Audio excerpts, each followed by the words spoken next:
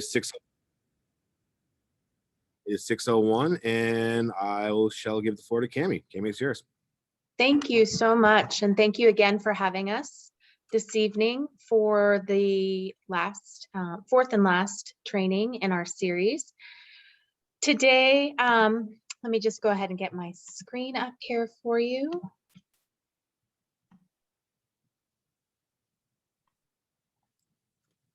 Okay, and I can assume that everybody can see the screen okay? Great. So today, you all know very well who I am at this point, but today I have brought with me one of NACOLE's longtime members and one of our immediate past presidents, Brian Core. And so I wanted to just turn the floor over to him for a moment to introduce himself. Brian? All right, well, thank you so much, Cami. So as Cami said, my name is Brian Core. I live and work in Cambridge, Massachusetts, so not too far away. And so here in Cambridge, I am in charge of civilian oversight of the Cambridge Police Department. I also am the immediate past president of NACOLE. So I served 3 years as the elected president, 3 different terms. And now I am still on the board for a few more months as the past president. And I'll just say very quickly, I'm originally from Detroit, Michigan. I came out to Massachusetts after college back in the 80s. But I really come to this work from a city that when I was growing up, had many challenges, serious issues with police abuse, a program called Stress, which ended up killing 22 African-American men in less than 2 years as a way to try to make the community safe after the uprisings in 1967. And yet also saw a city that went through a lot, but the police department really did change. And so I bring that experience with me to the work of oversight. So I'm very glad to be here. Since I'm in Cambridge, hopefully I will get a chance to see all of you in person at some point as you continue to be engaged with NACOLE over the years, and just really glad to be part of helping you with your work for improving policing for the residents, visitors, and everyone who ever sets foot in Burlington. Thanks for having me. Thank you, Brian. And before we get into the meat of today's presentations, I just wanted to make sure there weren't any other questions, follow-up questions from Tuesday's session. Okay. Stephanie, you're still on mute. Cami, I just want to say as a professor myself, when there's no response from the audience, it's worrisome, but I think we're still processing and everything was clear. So, you know, it may be in the future that some questions come up, but it's not for lack of attentiveness or, you know, ability to absorb what you presented. It was really very clear. And I think we're just going to have to integrate this in order to be able to, you know, see if there are any questions. So just wanted to let you know that. Wonderful. Thank you, Stephanie. And as I've said before, the good news is that we're not going anywhere after today. We'll still be around and available for questions and discussions and whatever you need to continue to be successful in your work. So this is not the last time I'm available for follow-up for sure. So today, for our last session, we're going to talk a little bit about minimum training standards for oversight practitioners. And then we're probably going to spend the bulk of today talking about the identification and addressing of challenges and opportunities. So first, I'm going to move right into minimum training standards. So these training standards were developed as part of our work to identify effective practices in the field of civilian oversight. And it's based on the training that we're seeing across the country that seems to really give a base of information that's useful in the work, that allows people to feel like they have the knowledge to be able to carry out the mandates that they've been given. So with that in mind, I want to start a little bit about board and commission members. So training should happen very soon, if not immediately after appointment, and should not be considered one and done. This is just the beginning of training. The field is continuing to develop. I think everyone would agree that a lot of times until you get into the work although you've got a good base of information, you never know what you don't know until you're faced with it. And so training should be an ongoing process.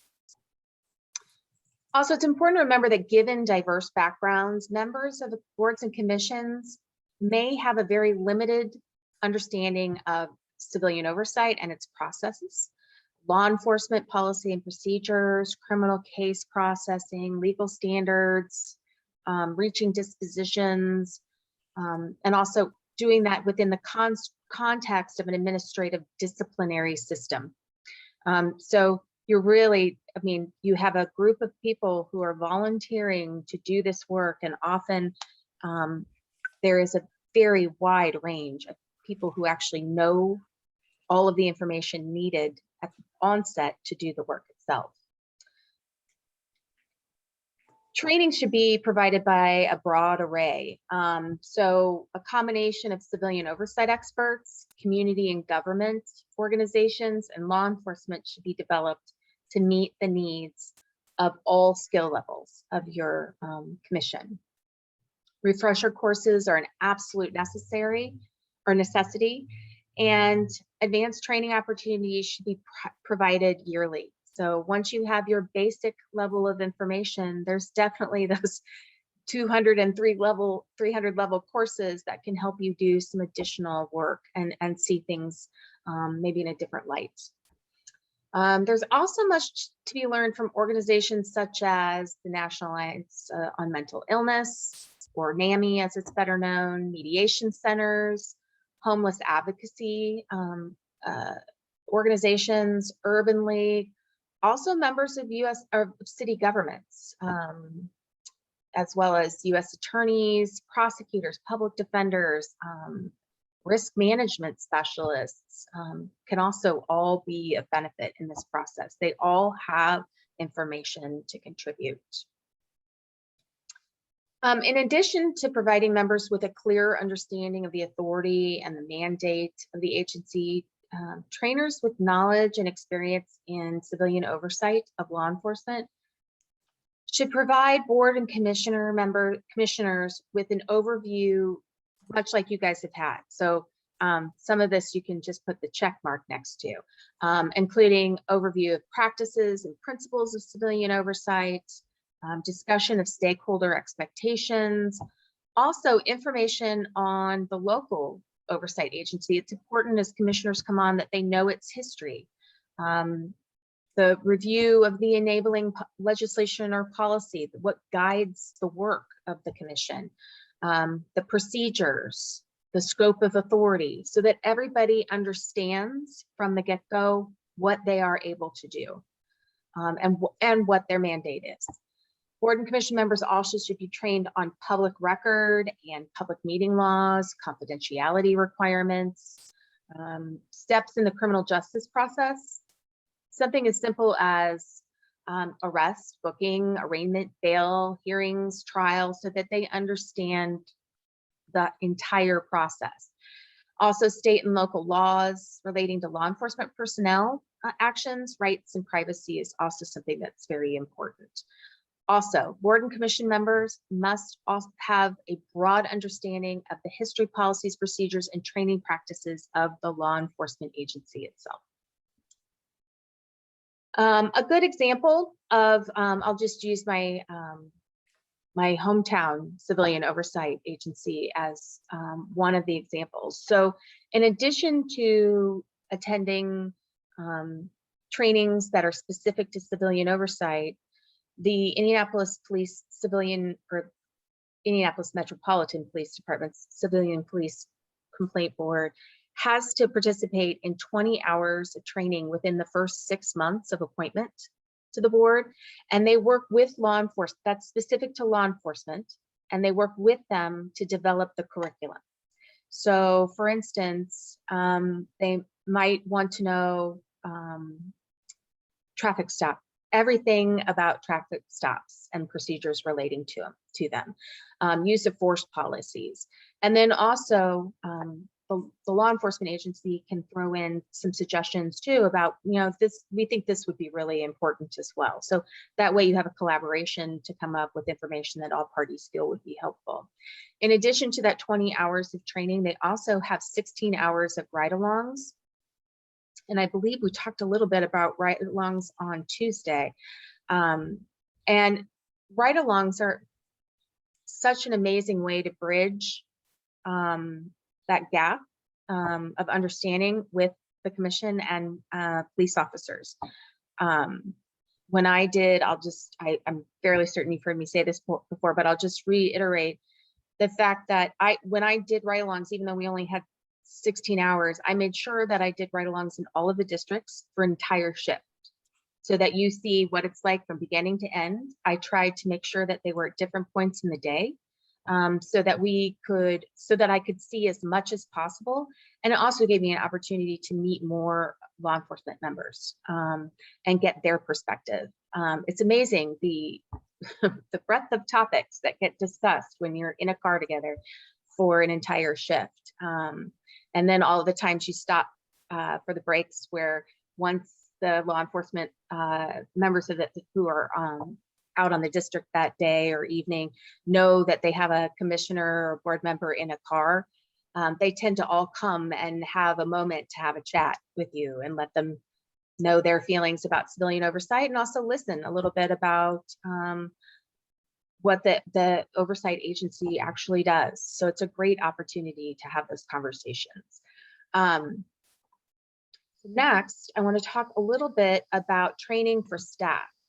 And so I realize that you don't have staff yet, but I think it's clear that staff would be beneficial. And so I think it's important to kind of talk about this for that moment when that does happen for you. So training should occur on a yearly basis for staff members. There is a lot of information that they can gain to do their job better. Continuing education, professional development opportunities should also be offered to ensure that an oversight agency staff has the information necessary to do the work effectively and efficiently. I should also note in here, because I'm not sure there's another place where I've kind of made space for this, that it is also really important, not only for the staff, but the board members or commissioners themselves, to work to network with other oversight practitioners in the country. Because issues that you're facing, 99% of the time, someone has already faced those same issues. And so one of the things I love about the oversight community is that no one feels the need to keep information to themselves. They are more than happy to provide any kind of information that they can to help you not have to reinvent the wheel. And so NACOLE, one of the things that we do is, you're trying to start, I know one of the things on my list for you are mediation programs, but even if you just called me out of the blue and said, or emailed me and said, we're thinking about mediation programs, who can I talk to that has some, can you put us in contact? And NACOLE will readily do that for you. We want to make sure everybody's talking to each other in the country so that you can get the best information you need continuously. And also, once you've formed those relationships with the other civilian oversight practitioners throughout the country, they tend to be a valuable resource going forward. It's also important to form a team of experts and oversight contacts. So this is what I've been talking about. So I think also they're nice to talk about internal as well as external issues that arise in the course of the work. How do you handle trying to get additional information on investigations? What methods have you used to help your commission work better together? Like, there's just a variety of information that you can get. I also, as you move forward, I think training should be a consideration in initial funding structures, so that you are sure that everybody continues to get the training that they need. and providing that base training that's so important to get the work done.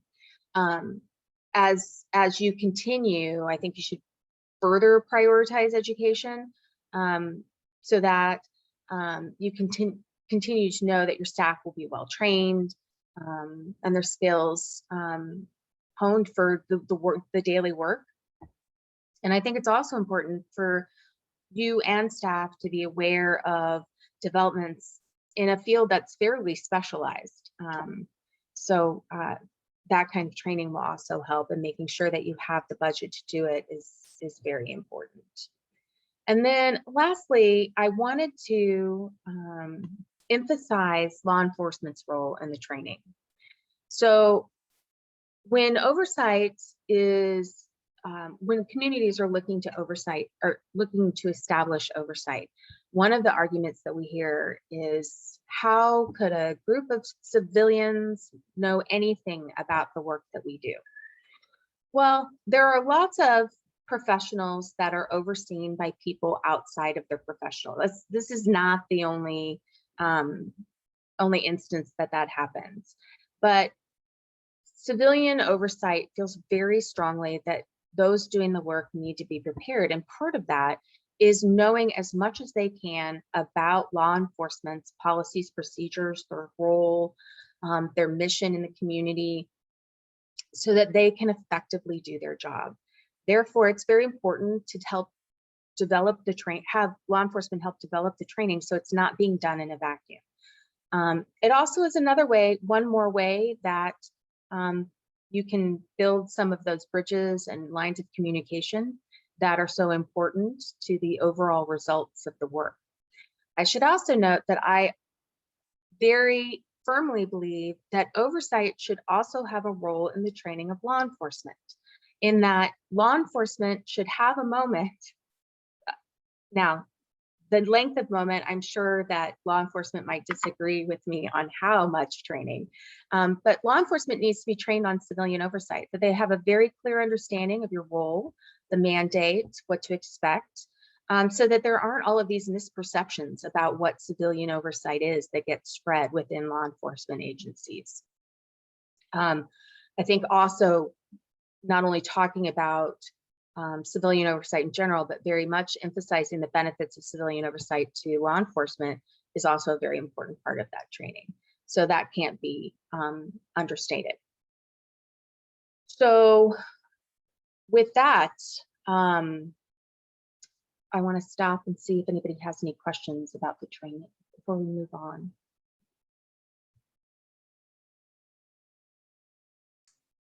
I don't, so here's my question. So this is really helpful, and I think maybe at some point more specifics about sequentially what kinds of trainings would be useful for us given where we're at right now. I mean, if I just could reiterate something that you said, we have 2 new members who are joining the commission. It sounds like we should organize some kind of initiation for them with documents, and they are participating, by the way, in these trainings. They have been in the audience here, so they've had the benefit of that. But it sounds like we also need a more kind of defined introduction to the work of the commission. And yes, so, yeah, agreed. And so maybe at some point we could just have some discussion with you about, given how, as much as you know about us, and I know Brian has been in touch with folks in Burlington, as I recall, with Kyle Dodson, and I think you and I were on a phone call. Maybe right. give us some advice about what you think would be sequentially useful for us to do next. Yes, we can do that. I think kind of that development of a onboarding process for them, and those that come after is great, because then there's also, it adds that consistency. So yes, we can absolutely have those conversations. Great, thanks. Any additional questions? Okay, well, then I will turn things over to Brian for the next portion of our presentation tonight.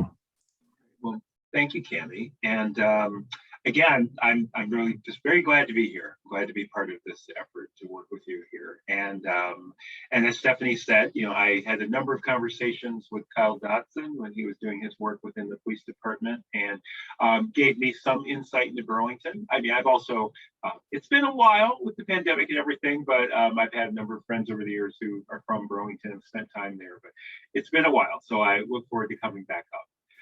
But having said that, I said a little bit about who I am. And as we go into this conversation about challenges and opportunities, we're going to be doing some work that is really hopefully interactive. I am not here to lecture about a whole bunch of different ideas to you, as important as that is for parts of the training. But this is really an opportunity to hear from you and to help you think about what challenges and opportunities you, your community face, and how you can address those, how you can really, through your work, ensure that the work of the police department, and of course your own work, is as good as it can be, and also that the community is getting its needs met, that the community is getting the kind of policing that it needs and deserves and wants. But to start this, I want to just kind of ground us a little bit in who's here. So I'm going to ask the commissioners, if you wouldn't mind, to introduce yourselves, and I can always remind you, but I would just ask if you're willing to share, your name, obviously, but also why you're on the police commission. Not a full long thing, but just basic, in a few sentences or a paragraph or something. And then, in a similar way, what life experiences do you bring to this work that you see as relevant? What lived experience, what things have you seen or lived through, or your family history, or whatever, that informs the work that you do as a member of the police commission. So again, who you are, why you're on the commission, and what do you bring to this work. So anyone can start, and I know I guess we can't see each other, so it looks like Jabulani has unmuted. Yeah, I'll be happy to start. My name is Jabulani Gamash. I go by Jabu normally. I grew up here in Burlington, longtime resident, and I joined the commission in response to what happened. There was an incident that happened involving some police and some people of color in our town, and I joined in response to what happened to them. One of them is a close friend and a teammate of mine, has been for years, and I felt the need to see how this works and wanted to hopefully affect change so it wouldn't happen again. And I guess for my lived experience part, I have been I've been a bartender right in the center of downtown Burlington for the last 10 years. And I usually work, Thursday, Friday, Saturday nights from, 5 in the afternoon till 3, 4 in the morning. So I've seen a lot. I can't say I've seen it all, but I've seen a lot downtown. So I feel that kind of helps me with this, because I see police interactions. I've seen it all downtown. So yeah. All right, great. Thank you. I really appreciate you sharing all that. And it's Jabu. That's fine. Yep. Jabu, Jabu. Jabu. I try to say people's names properly. So quite all right. If we were in Eswatini, they'd say it differently. So it's quite all right. Okay. All right. Thank you. Who'd like to go next?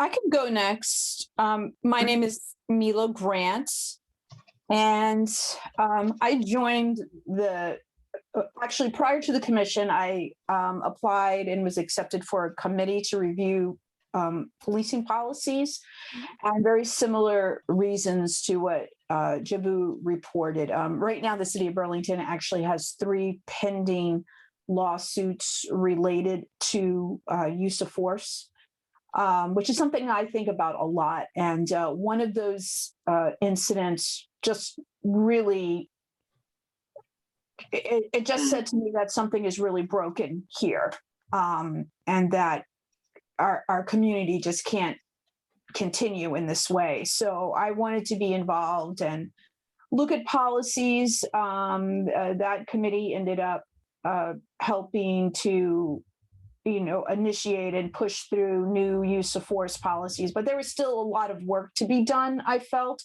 And so when a position became available on the police commission, I applied for it. In terms of lived experiences, I have always felt that I've created a safe space for myself here in Burlington. I'm born and raised in New York City. That not to say that I haven't, faced discrimination. I don't think there is a Black person in Vermont who can't tell stories of what happened. But I just suddenly realized that maybe I'm not as safe as I thought I was, and I also concerned for some relatives of mine, like young men who aren't as safe as I would like them to be, especially from people who should be protecting them. And then growing up in New York under just profiling that terrorized Black and brown people on a routine basis every single day. You didn't know anyone whose relatives, friends, uncles, sons, husbands, father, everybody had a story, and it was just relentless. So that's kind of where I'm coming from with the concerns and what motivates me. Thank you. All right, thank you. Thank you for sharing all that, Milo. So who would like to go next? I can go next. Hi, Brian. I'm Shireen Hart. So I joined 5 years ago when the commission was heavily focused on the law enforcement's response to folks in mental health crisis. There had been a recent death in response to a crisis. And so that was what prompted me to join. And so in terms of experience, it's that I work with a lot of mental health agencies and hospitals where we intersect quite a bit with law enforcement. So a lot of the work I'm doing is advising, obviously not the majority of my work, but certainly it's not uncommon where the issue of law enforcement in response to mental health crises is an issue. So that's what brought me here. Thank you. I appreciate it. Hi, Brian. So my background is as an economics professor, and I've been involved with Burlington Police Department, I think since 2012, analyzing their traffic stop data. They were one of the first cities in the state to do that. And I've continued to do it. And I continue to find in our analyses of the data that racial disparities not only exist, but in a number of cases have widened in some areas in Burlington. And so part of my motivation was really seeing what is going on and seeing if there was a way that I could possibly contribute to change at a more local level rather than doing kind of statewide analyses. And I think the other issue for me is, in addition to Jabu and Milo's point about recent incidents and concern about family and friends of color.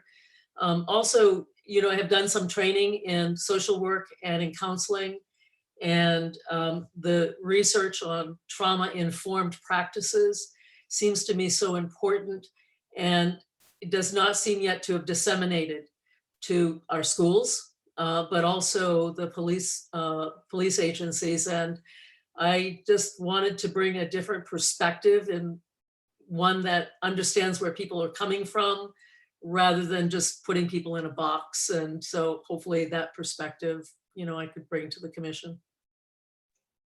Thank you. I appreciate that too. So I think we have Zoraya left. I'm saying it properly. Hi, I'm Zoraya Hightower, but I'm not on the police commission. I'm a city councilor for Burlington. Oh, okay.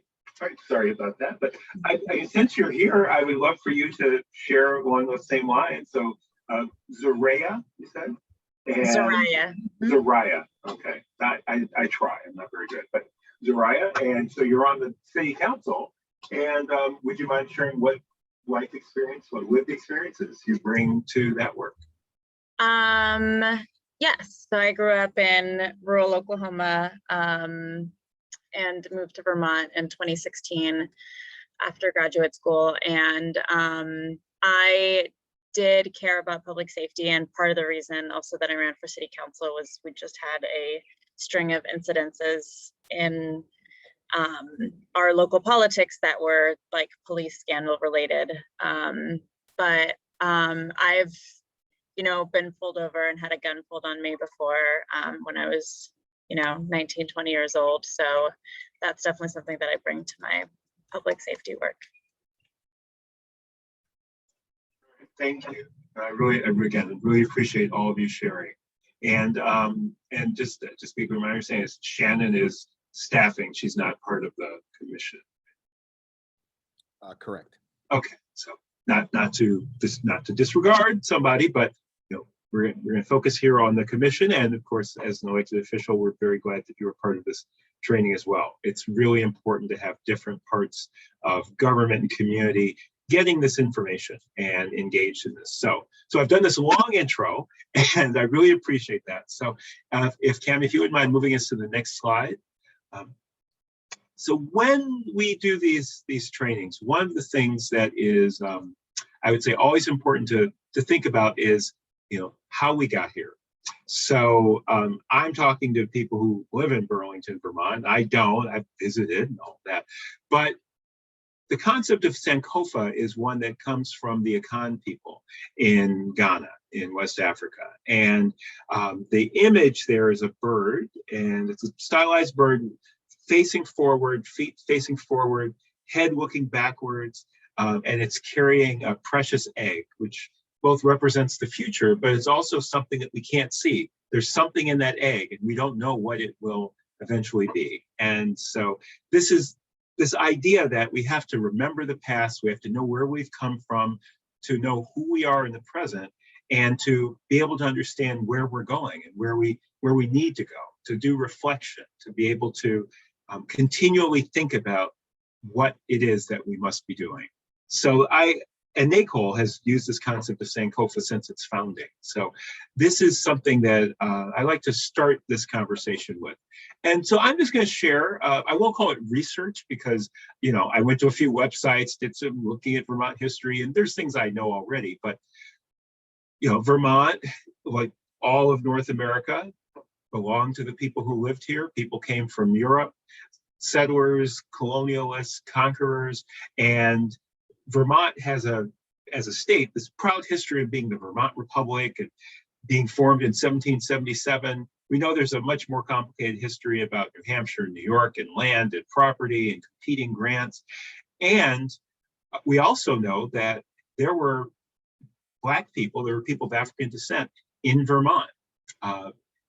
You know, there's some questions about exactly how many, and were they enslaved or were they free? It seems most likely that they were free in the southern part of the state. They were not enslaved by the time Vermont became part of the United States.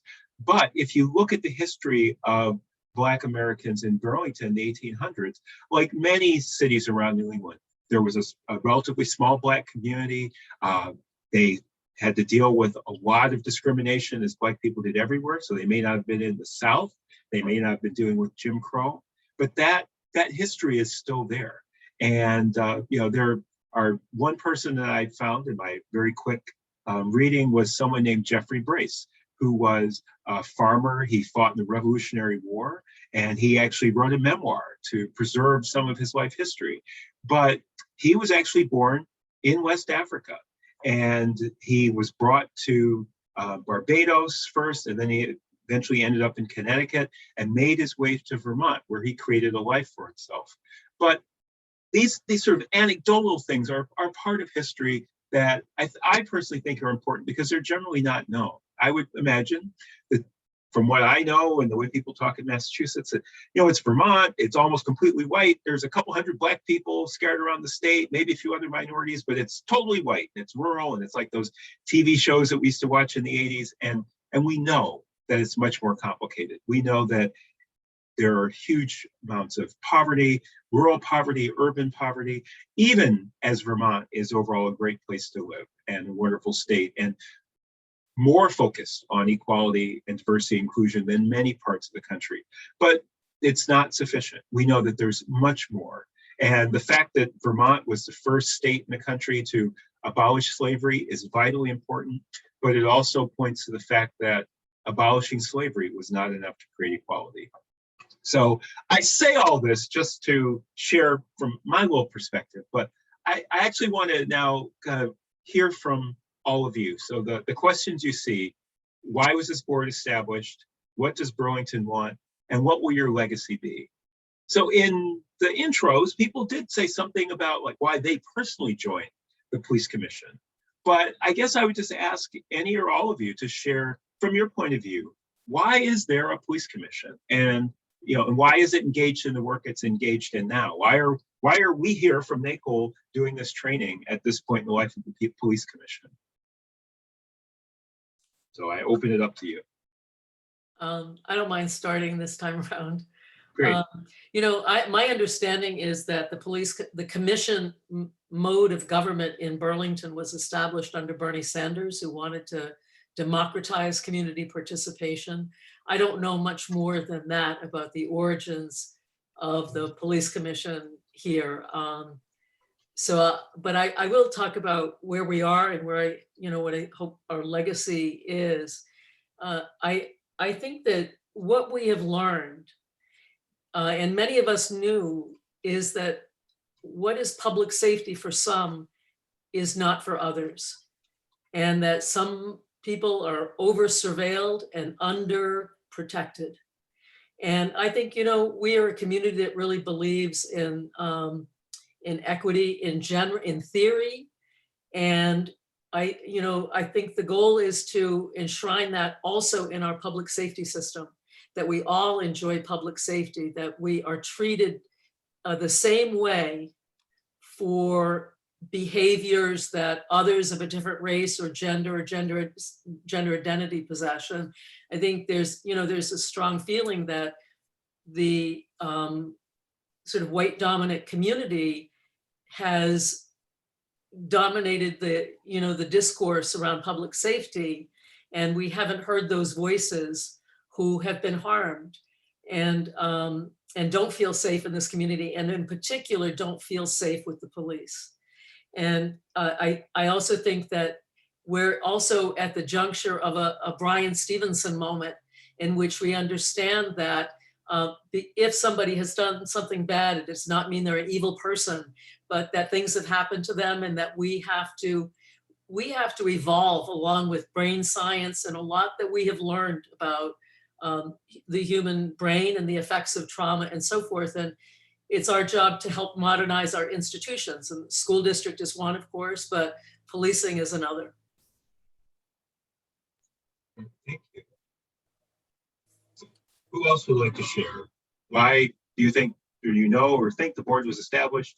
What does your community want? And what will your legacy be for this work?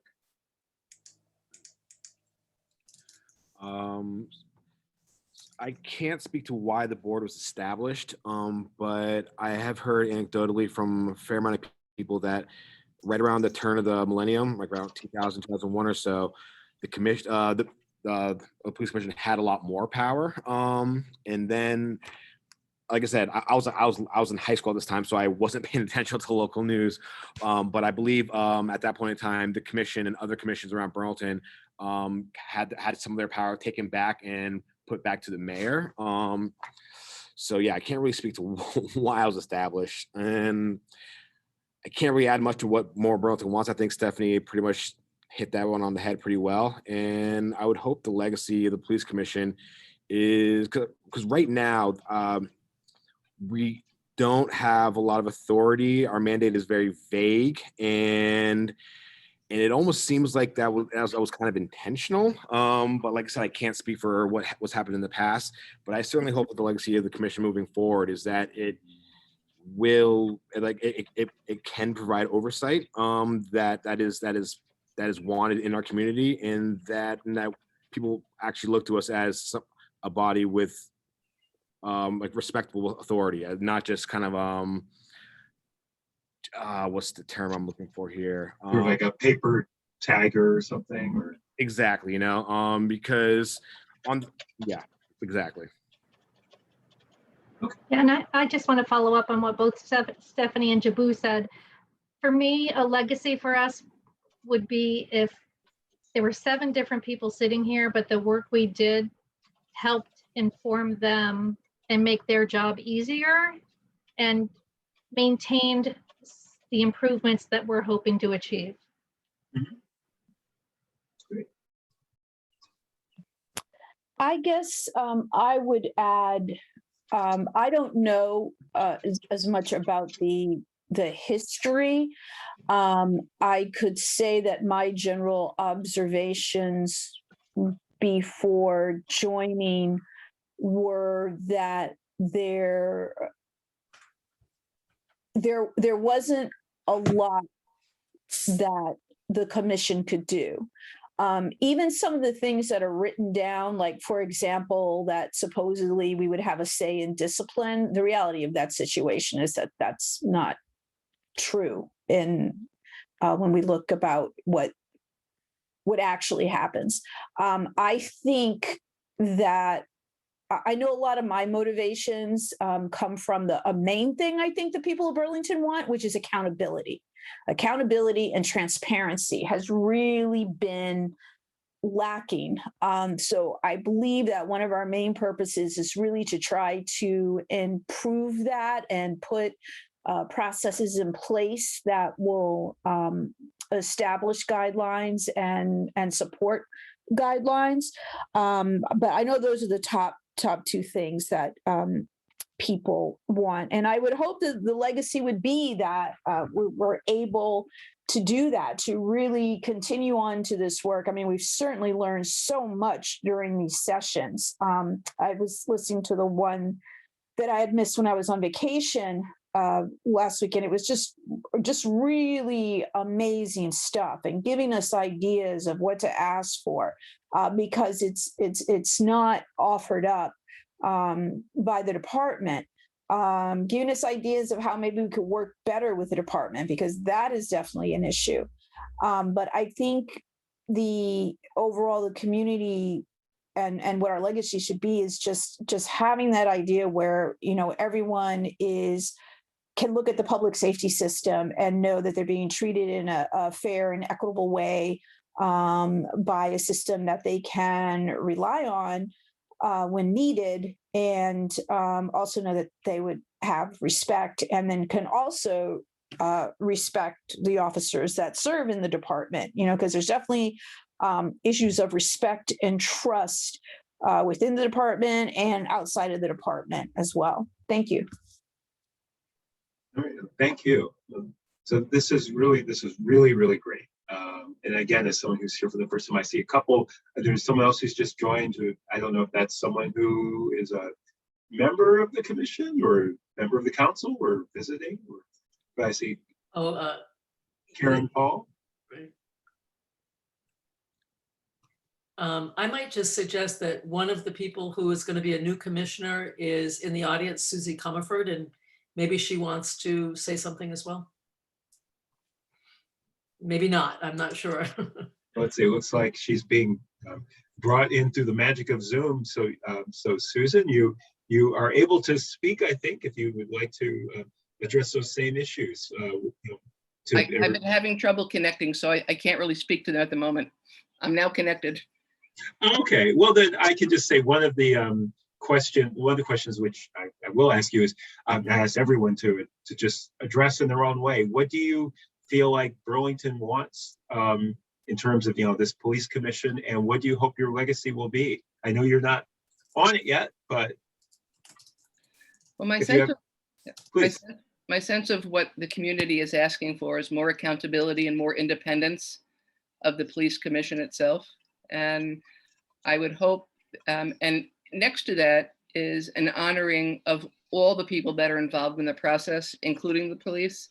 But I really believe that it's important. I've been listening very carefully to the community, and they're clearly asking for more independence largely, and that this commission might be able to do investigations in the way they need to be done, the way we've been taught. I've been following through on these police trainings, and it's very clear to me from what I've been learning how important it is to have independence. And so that would be one thing I'm hearing in the community that I've also heard through this training.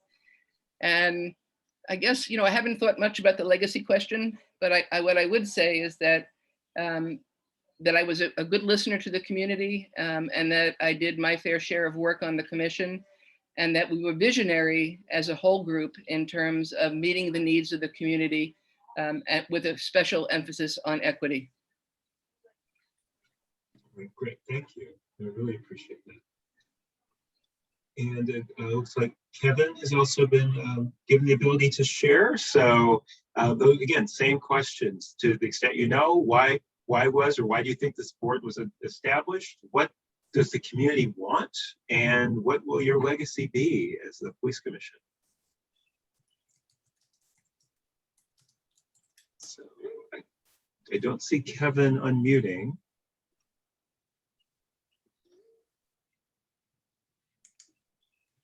All right, well, let's continue on. And if Kevin is able to speak or wants to speak, we will give that opportunity.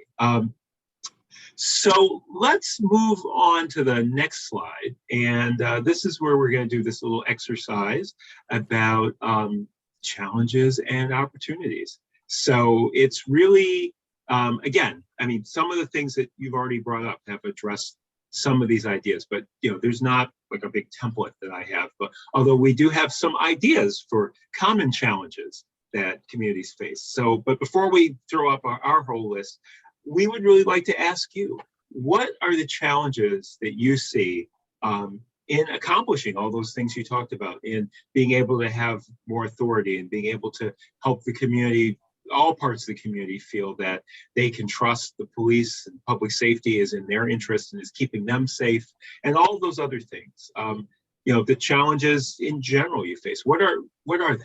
So just throw things out. You don't have to give a whole list or a big explanation, but just what are the challenges that you see from where you sit and what you know for the work of the police commission?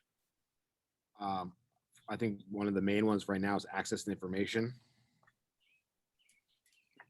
Okay, access to information. What else is there?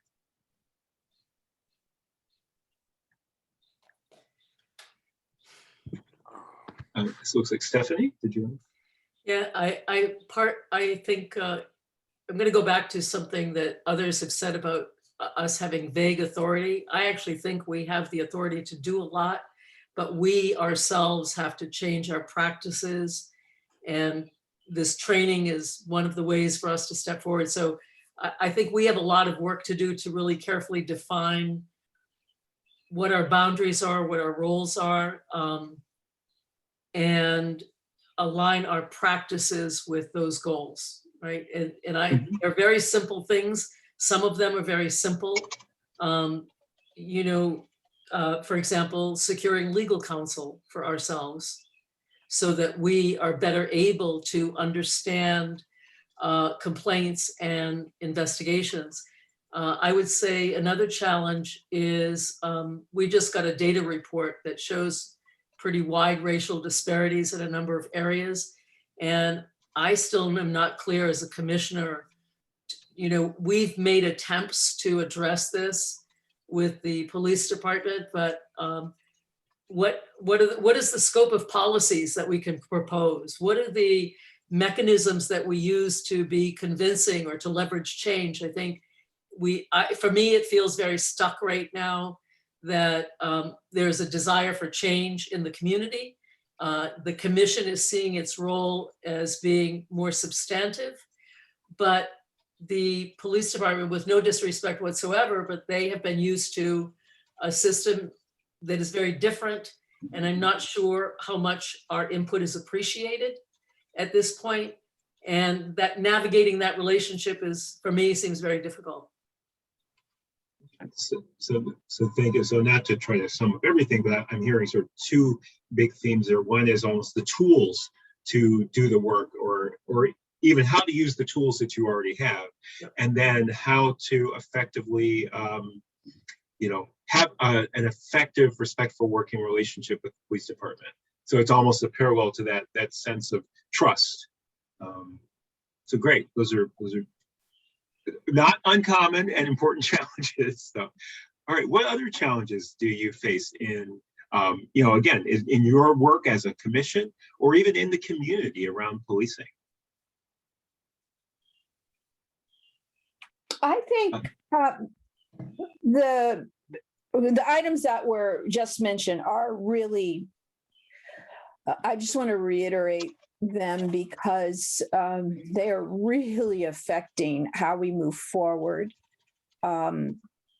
Like lack of cooperation and in terms of looking at the data and looking at, glaring data points that say if you put particular officers working a particular shift in a particular area of the city at a particular time of day, you dramatically increase the likelihood of them having use of force with racial disparities. What is your strategic plan? And just to be really ignored and have nothing, have no response to it, and to just keep asking over and over again, but not to have any response. How do we get past that, that type of resistance, right? Because it's really changing the culture. The culture is a huge, huge issue. Additional training for them. I have been trying to get information specifically on bias training. What does that training actually include? Does it include, a historical context? Because there are things that sometimes get said that are just really insensitive. And then education. I mean, as I said before, these trainings have been so helpful, but that, I do a lot of reading on my own to really see what else is happening, and then also to go through and take a look at the information and what exactly is in place. Because sometimes you come across things that are actually in place. So if it's in place, then why can't it be effective? So, for example, you can read certain things and it would seem that we should be able to have access to information, yet we could be denied that access to information. And then we're just kind of stuck, so what can we do about it? Thank you. Okay, thank you. Thank you. I think I saw Shireen's hand as well. Thanks. I was just going to add that you had mentioned community, and I do think that will be a challenge for us, is getting the trust and the backing of the community. Can you say a little bit more? Because I can imagine, but it's, every community is different. Yeah, I think that I don't want to speak for the community as a they, but I will say that we're perceived as being an extension of the police department. And I can see now after the training why there is that perception.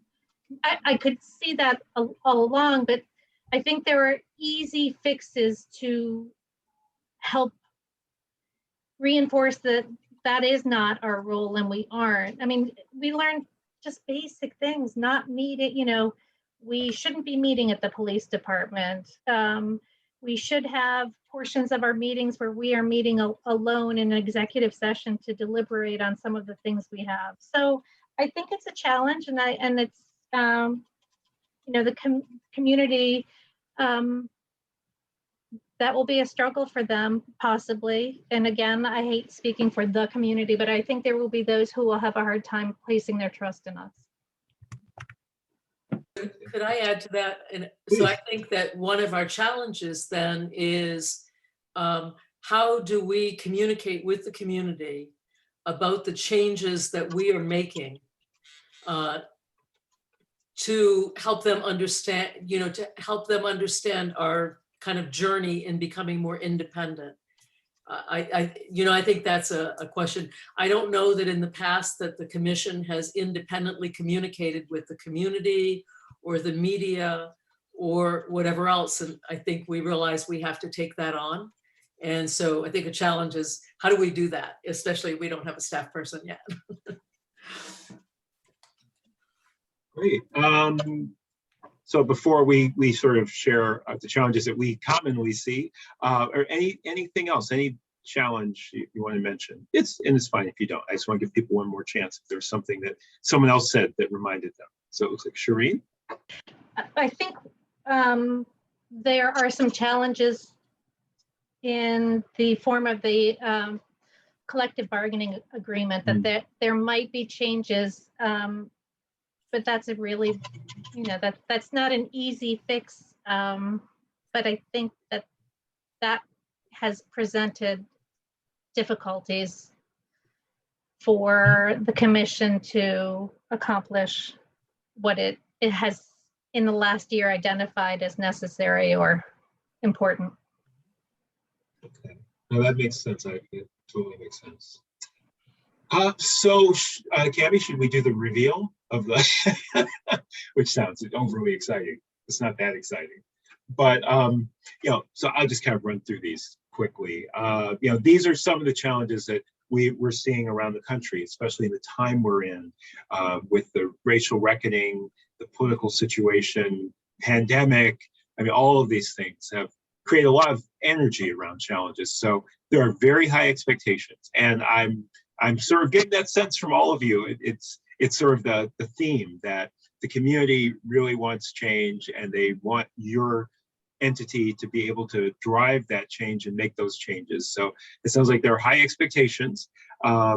One thing that we see a lot in communities, especially in police departments, but also in oversight agencies, sometimes is fear of change. That can be fear of changing how you do things. That can be fear of, opening up your processes to let other people in.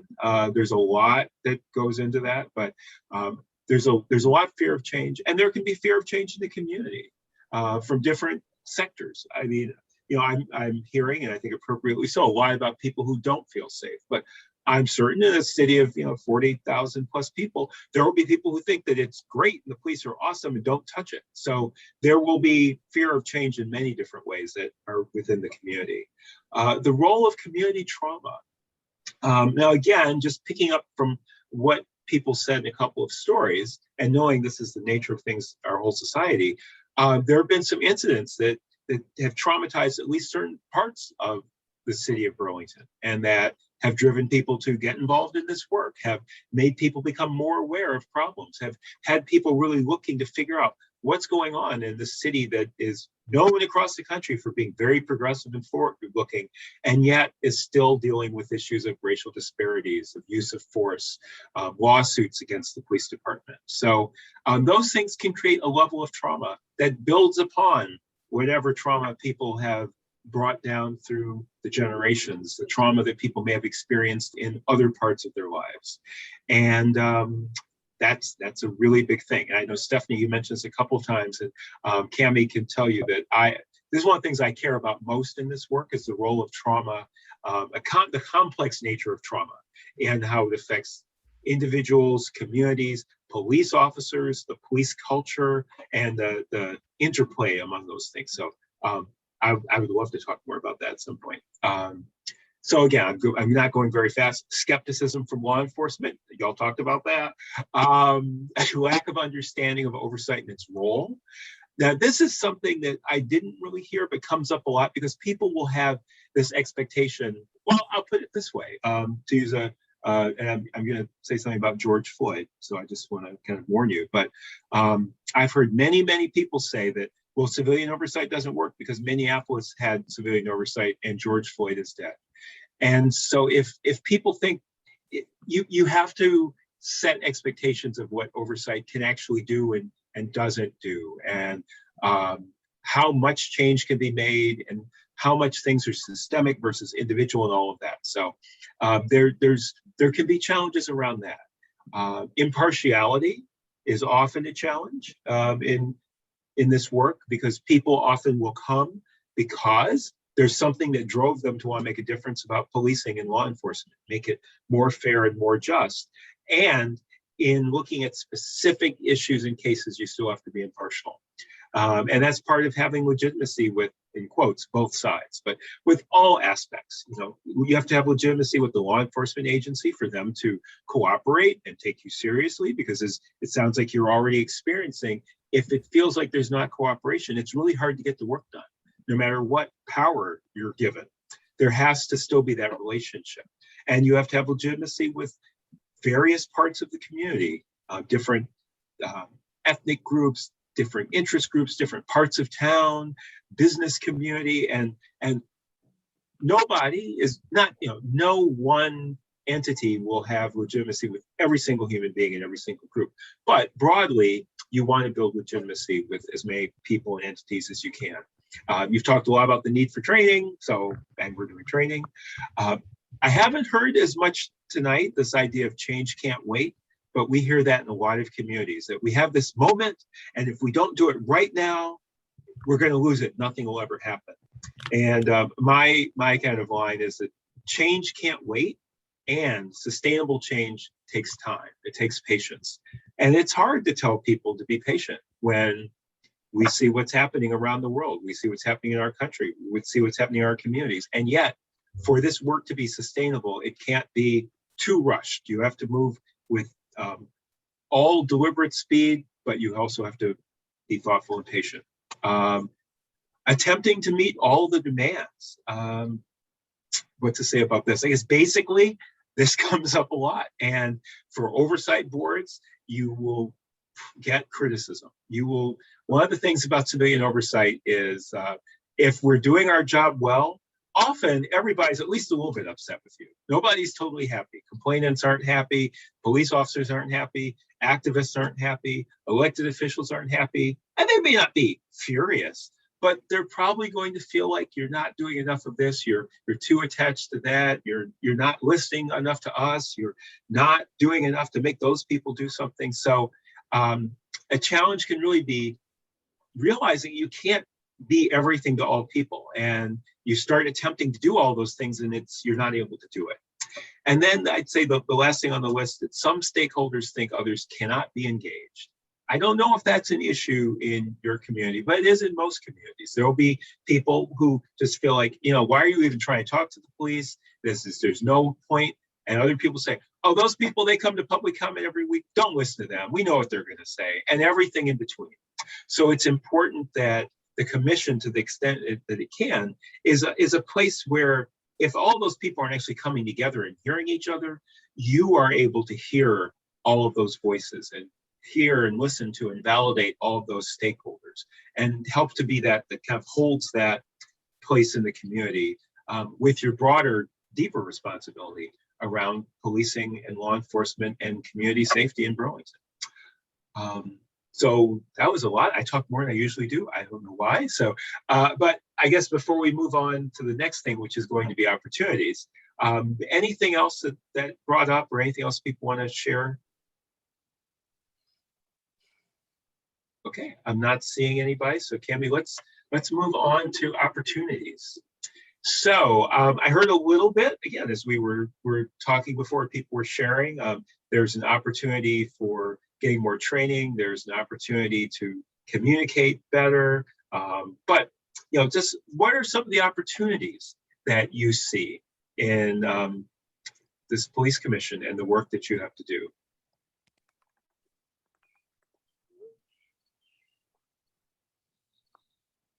And I'm happy to call on people. Go ahead. Okay. Well, Jabu, would you like to start? Do you mind? Actually, I'm sorry. Can you repeat the question? Oh, not at all. That's why I warn people I call on you. So no, just really opportunities. What are the opportunities that you see? And they can be, again, specific opportunities about the work. It could be opportunities about the moment we're in as a society, and that maybe that's an opportunity. Just whatever opportunities you see for the work.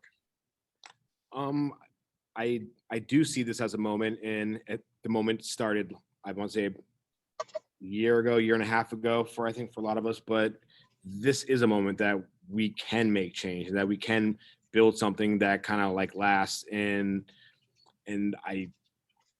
luckily the commissioners we have right now on the commission are working towards that, and I feel fairly confident that we will be able to set something up that has legs and that can sustain on once we're all done, because I don't see us right now kind of being able to do some of the really, really big things that people want, but I do kind of see us now as putting the pieces in place for the next commissioners to really be able to run with this.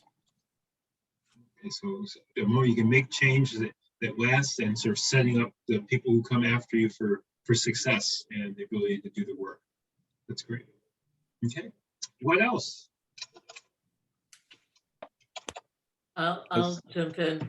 I think one of the opportunities is that for a variety of reasons, partly because the state law changed a few years ago, but for other reasons as well, we actually have not an insignificant amount of data. So I think that we're able to make evidence-based assessments of what's going on in the police department, and many towns don't have that. So I think that's been, can be really useful for us. And I just want to reiterate what Jabu said about the moment that we're in.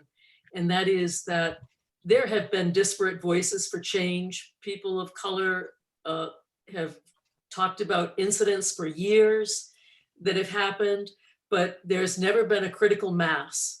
And we now are at a moment where there's a critical mass, not just amongst the community of color, but also the white community that has really heard the experiences of the community of color. And so that really is, I would say, the momentum behind the changes that we're able to make. So I also see the city administration being on board with this. So I think political leaders in the city, including the 2 city councilors that are here now, for example, is testimony to how much interest there is in addressing these issues. So it's both a really tense time and feels a little bit polarized, but at the same time, I think there is a lot of sense that we are, this is a moment for change, and we actually have a consultancy working on what is the community's vision around public safety. So again, I think we have some evidence that will support the things that we're trying to do. And so, yeah, I think in many ways it's an exciting time. Great, thank you. Other opportunities of whatever sort. There are so many. They really, really are. When I take a look at where we're starting from, one of the things that I have really been hammering away at is just better engagement, right? We need really just better community engagement. And we need everyone, no matter where they land and how they feel about what we currently have, we have certain rhetoric that's just been a huge concern to me. And I think it just really interferes with making progress. And I think we need to change the way that we speak to each other sometimes. We need to talk in terms of everyone wants a public safety system that they can trust and rely on, and that they know will treat them equitably. Like, who can't get behind that, right?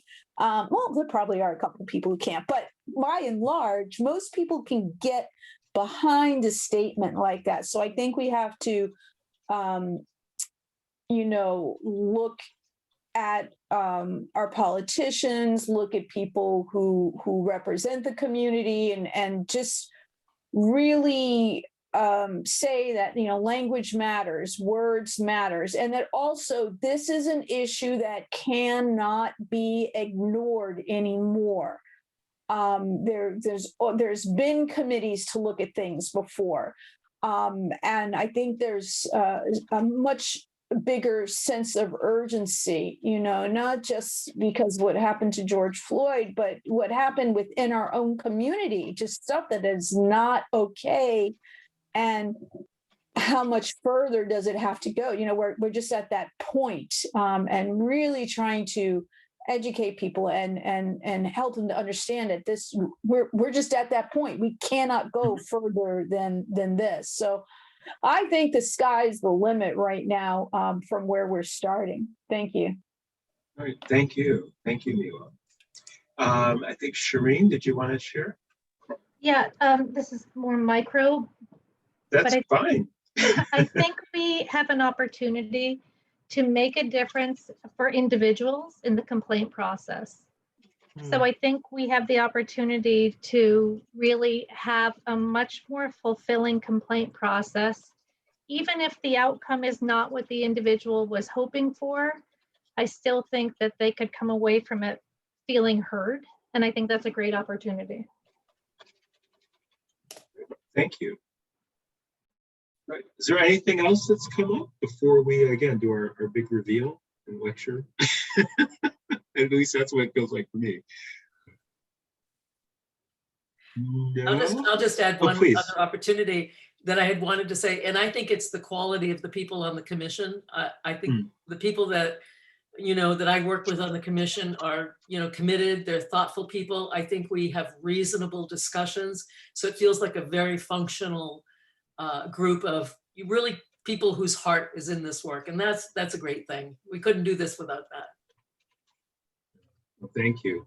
That's not always the case with every group of people, especially in this work. So because it is emotional work, it's yeah. So that is definitely an opportunity that you have. Anything else? Okay, so Cami, let's go to the big reveal and see what was it in our brilliance we thought. So, but again, a lot of these things came up all the time, but you brought them up. I mean, the moment we're in, this fierce urgency of now that, it's often attributed to Dr. King, but just that concept that we are here right now and we have to take action. Momentum for positive change. I also heard that. Community trauma. That's one of the things that I often, and we talk about as a challenge, but in a way, it's also an opportunity, because if there's community trauma, then you can do processes that help create healing. You can set up systems that are trauma informed. You can, as people have talked about, a complaint process that whatever the outcome helps the complainant to feel listened to and heard and validated, even if at the end of the day, the finding is not that what the person was asking for in a sense, but that process is very important. And so community trauma, which is not anything that we ever want, but exists basically in every community in different forms, is also an opportunity. Government support for oversight. People talked about that. We have 2 elected officials from the city council here in this training. That is not something that happens in every community, and that is important. The fact that the city is, I'm not going to state it probably exactly right, but that the city is bringing in people to help the community have a conversation about what does Burlington want out of public safety. Again, something many places would never do. So, some of the other things on here, calls for reform and defunding and abolition.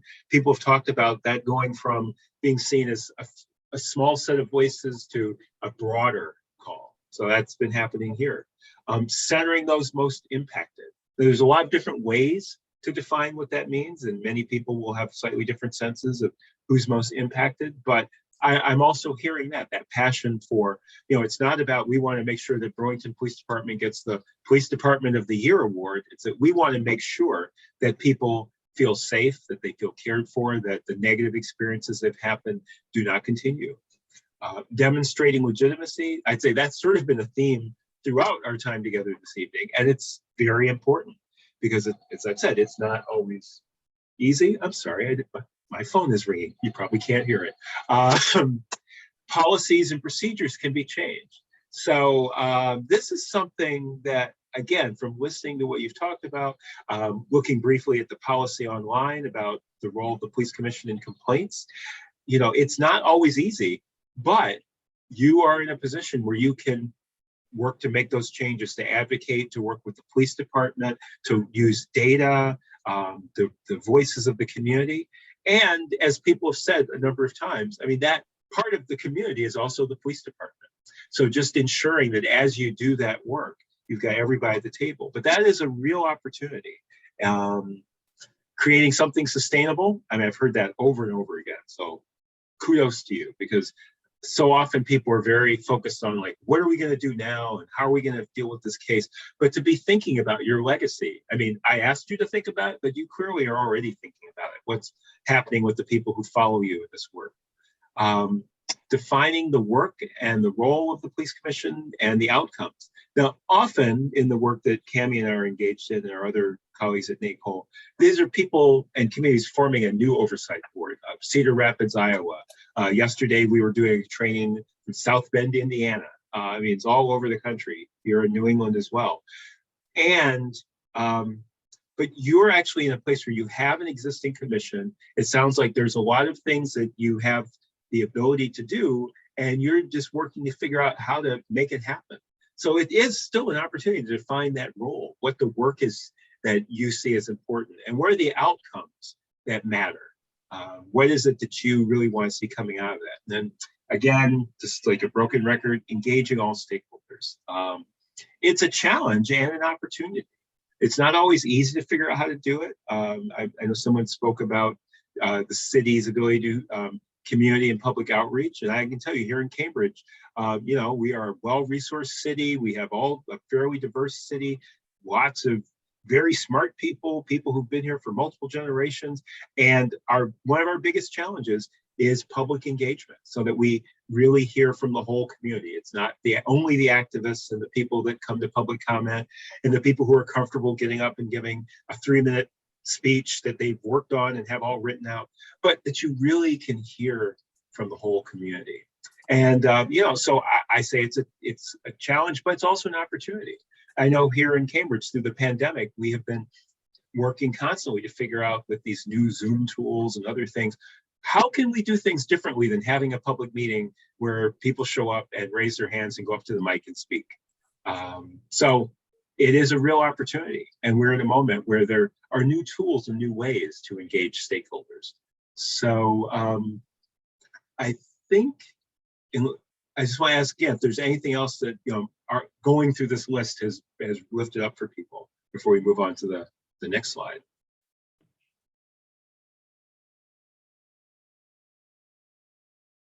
Okay, I'm not seeing anything. So, so next, I'm gonna try probably make Cami talk on this next slide too. So, next we just wanted to talk briefly about Newark and New Orleans, and because in some ways, you know, I was getting where I'm saying we do a lot of this with communities that are starting Oversight, but these are two communities that have had oversight and faced real challenges and had to rethink their model. You know, we could go on at great length, but thinking about New Orleans. So New Orleans, you know, famously has a history of, well, we'll just say corruption and violence in policing. And the whole nation saw during Katrina some of the most horrific things that you could imagine in the midst of a horrific natural disaster. And so in New Orleans, there was an investigation by the Department of Justice. There was a consent decree where the federal government, the Department of Justice, and the court and the city made an agreement, a binding agreement, to affect specific changes and then to monitor those changes. And that process is still ongoing. There's still a federal monitor. And that work included the creation of the Office of the Independent Monitor. So NACOLE's current president, Susan Hudson, actually has just taken a leave from that work, but she has been the director of that office since it started. And it really had to change because this is kind of a long, detailed story, but it was under the control of the city's inspector general, who was basically a political figure, had no interest in civilian oversight, and pretty much kept them from doing anything.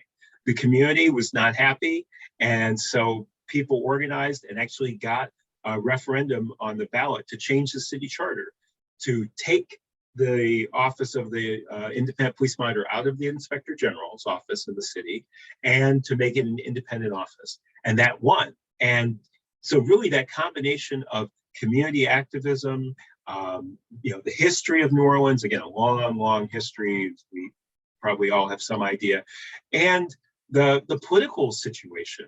You know, you would think with a federal consent decree and a federal monitor, what else would you need? But it turned out that in the specific context of New Orleans, that inspector general, who, again, the role of the inspector general is to become independent oversight over the whole government. That particular inspector general was not interested in civilian oversight of the police, and the community and the people in that office worked together and made that change. And it's, you know, it's still a tough city, but New Orleans has made so much progress in policing. And it's not only because of the Office of the Independent Monitor or because of the federal consent decree, but those combinations of things and training on the role of trauma and a program that's focused specifically on teaching police officers to be, to not be bystanders, but to be active and intervene when they see other officers making bad decisions or taking terrible actions. those things have all worked together. So, but I would say that the point of the New Orleans piece is that it was a city that's had many challenges. You would think had a system that worked, but it wasn't working, and people made those changes. I'm sorry, Cammie, did you want to add anything about New Orleans? I'm going on and on. I was just going to add, one of the other things I think is an important lesson from the New Orleans model and experience is that they have done an incredible amount of work there to gain the trust of the law enforcement agency. They do have, not only are they a place where law enforcement can come to make complaints, because there is a very long history of some horrible things happening to law enforcement in New Orleans when they become whistleblowers. And so creating a safe space for them to try and help make to do their part in making the law enforcement agency better, making sure that commendations as well as complaints were at the forefront in the reports, and just kind of being there to help. You know, they're at a point where they have officers come and just kind of talk about stuff with them to see how they might be able to make recommendations to do things better. And so that is an amazing place to have moved to. And it's taken a lot of work, but I love using that example because it shows that that's possible. So yeah, well, thanks you for letting Cammie. me add that in. Oh, please, no, thank you. And so let's turn to Newark, and maybe not for quite as long, but so Newark, New Jersey, they in 2016 created a civilian complaint review board. The history, which is long and detailed, but it really goes back to the rebellions, the so-called riots in 1967, I believe, in Newark, just like in my hometown, Detroit. And there have been calls for civilian oversight for decades, but really there was an effort by community activists in the ACLU, almost 10 years ago now, that led to the Department of Justice coming in, doing the same thing, doing an investigation about systemic civil rights violations, pattern and practice investigations, they call it. And they also worked with the city and came up with an agreement to reform the police department that included creating civilian oversight. So when they created their oversight, as soon as the ordinance was put into place, the state federation of police, the state police union sued, and there was an injunction. It was designed to be very powerful, and in some ways, I still think it's a bit of a cautionary tale. The ACLU, and I'll say I used to work at the ACLU, so I'm not anti-ACLU, but the ACLU really worked to try to create a model ordinance that was going to be the strongest in the country, and so immediately there was an injunction. Most of the ability of that office to do any work was taken away. The board could not. They could meet and they could get training and they could review policies, but they couldn't accept any complaints. They couldn't do anything that was even perceived as soliciting complaints. So even things like public forums to hear from the community, they couldn't do any of that. And it went through the courts for years. And in fact, there's still a little bit of that going on. But last year, there was a ruling that said most of those powers they got back. There was one very specific thing about being able to do concurrent investigations so that the police department would do an investigation and the oversight board would do an investigation at the same time. And there are reasons that could be good. There are reasons that's challenging, but they got their other powers back. And so they've now hired investigators. They're starting their work. But for about 4 years, it stalled out. And community members who felt like they were part of creating the best oversight in America felt like everything was stuck and the system didn't work. And so they're having to do a lot of work to build legitimacy, and they've got the support of the mayor, Ross Baraka. They have now in New Jersey, there's been an effort to change state law to give civilian oversight boards more power, specifically in response to this lawsuit. And it is moving forward, but it's been challenging. And for people who've been working on this for years, for decades, it can be frustrating. And yet progress is being made. And so again, Cammie and I got to go down to Newark and do some training together a couple years ago. So she's also very familiar with Newark. Right, we did the training when they couldn't do any work. It was very strange, and one of the things that was, I think, some takeaways is that, you know, as any jurisdiction is looking to implement or enhance an existing oversight mechanism, doing it in a vacuum can be very dangerous. You can't always do it collaboratively because you might have stakeholders that don't agree with the changes that you feel are really important. But keeping everybody informed so that you also know what you might be up against is incredibly helpful, because that way, when you get to the end after you've done all this work, you aren't blindsided. And that doesn't mean they weren't providing updates, but I mean, they really got hit hard when the lawsuit came down. The other piece is because of all of that, they've had to spend a tremendous amount of time rebuilding momentum. So, you know, the community worked really hard, and then the bottom dropped out, and everybody was like, well, look, one more thing that didn't work.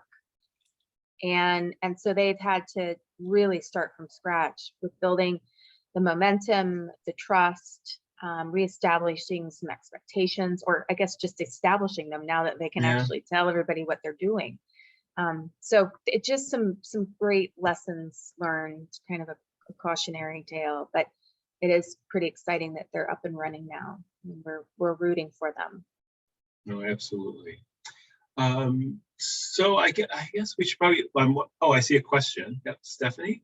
Yeah, just you use the term practice and pattern investigations. Can you explain what those are? Oh, okay. So I always say I'm not an attorney. I know I said I worked at the ACLU, but I was the first organizer ever hired by the ACLU of Massachusetts. So I'm not a law guy.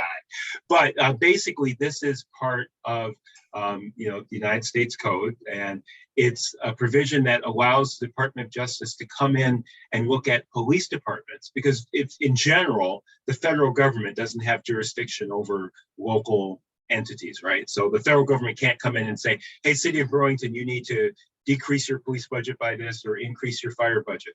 But because of this law, it's Section 1983, it allows them to specifically come in to look at law enforcement agencies to see if there's a pattern or a practice of civil rights violations. So it's really about constitutional violations. But so when you hear people talk about consent decrees, and the Trump administration stopped them, and the Biden administration is starting them, those are legal agreements that are signed generally after there's an investigation, a pattern and practice investigation. And we've been very lucky at NACOLE because a number of people who work as monitors, people who have helped lead those investigations.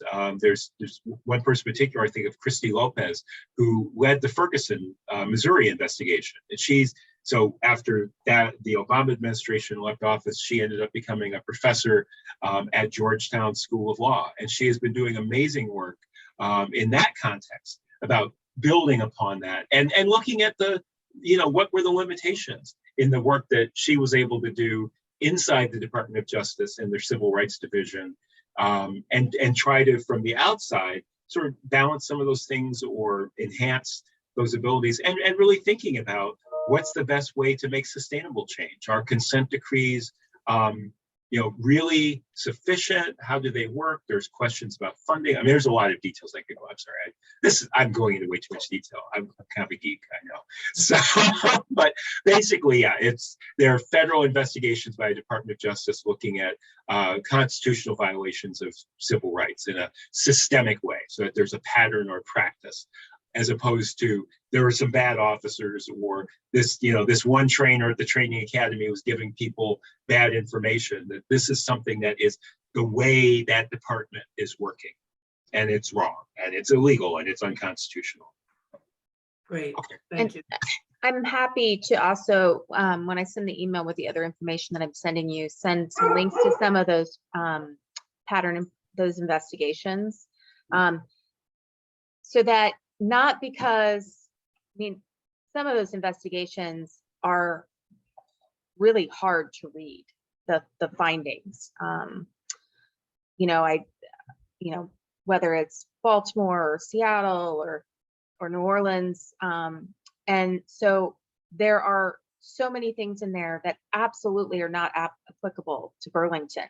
But it is interesting to see what they're looking at, like the categories of information and how they come to their determination. So it's almost like a study in what should I be looking for as far as systemic issues are concerned, maybe that aren't nearly as egregious as what might have been found in some of those other cities, but just to have more information about how to look at things and what things to look for.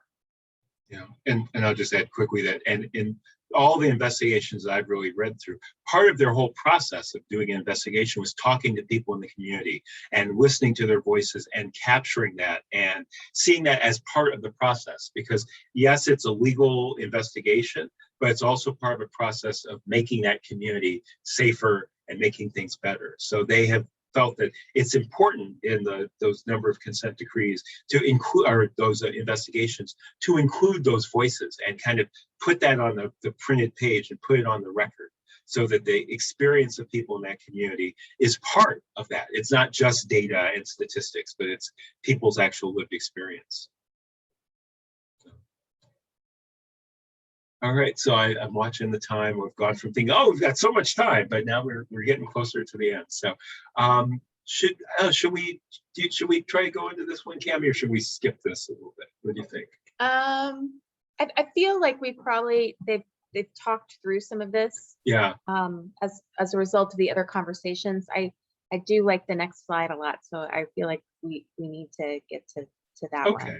Well, I guess I'll just say quickly, I realize that we didn't change the wording because, we have sort of a template, but no, it's fine. It's, but, you're not exactly revising your ordinance, but you are looking to change the way you do things as a commission. So, but again, I think Cami's right. That's why I asked, because we've talked about this, what you hope to see in the future, expectations and success. Looks like you found us for support and guidance, but we'll connect you with more people. So yeah, I guess let's go on to that next slide, Cami. So this is going to be where it's a little less lecture again, and thinking strategically, right? So, people have a variety of backgrounds. Some of you may do strategic planning in your sleep. Some of you might be like, I don't even know what that means. But really think of this as just a brief time where we're going to talk about what is the intersection between, the systemic piece, these systems, data, the vision that you have for a Burlington where every single person feels safe and cared for and secure in various ways, and the creativity that you need to get there. It's not just that there's no cookie cutter, there's no boilerplate.